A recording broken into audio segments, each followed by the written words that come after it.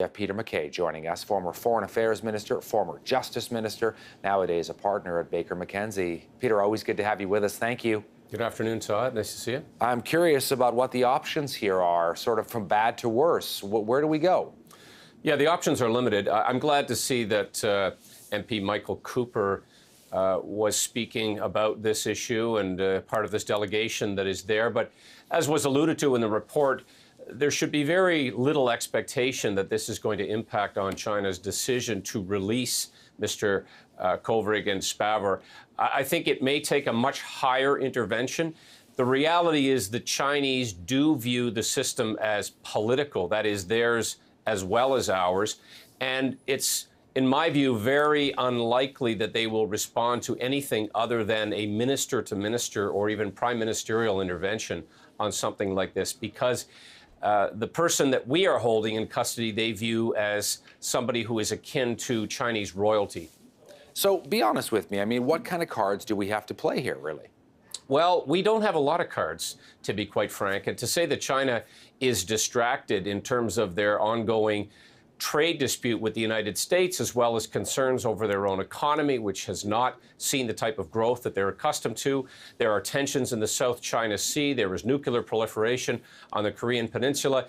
So this is not a high priority for them, although there is reason to believe that they are certainly incensed by Canada's role in the detention of a high-ranking Huawei executive. But as far as Canada, we do not register high on their radar. And that may seem difficult to accept for Canadians, particularly when, if you go back some 50 or 60 years, China was a recipient of Canadian aid, let's not forget.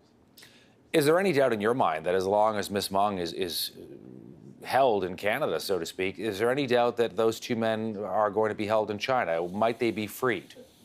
I have no real insight other than experience in dealing with consular cases that tend to be very protracted in China, and they connect them in a very real way, and they do use leverage in these cases. And so let's step back from this and examine where Ms. Meng is compared to where these individuals are. She's had several opportunities to go before the court. She's been represented. She's currently out on bail.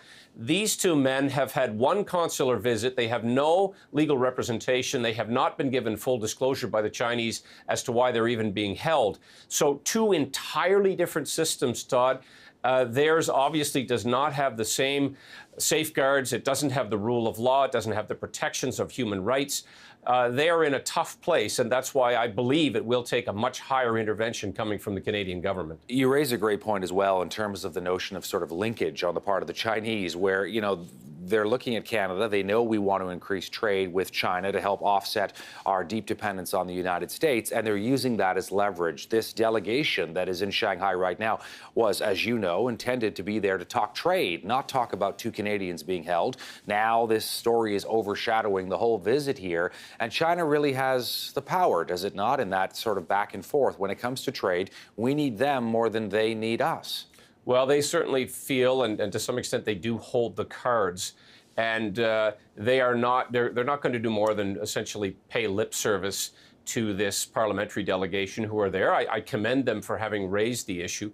But there is also this backdrop, as I suggested, with the United States. The president's comments that he could somehow help with the case in Canada also further politicizes the matter, as did, frankly, our prime minister saying he was aware that this was going to happen, that is, that the arrest and the extradition request was going to happen before it did, doesn't play to our strength, and that is to appeal for human rights and appeal for the release of Canadians, and at least have more insight into why they are being held. Saying that they breached national security is a very broad and vague description.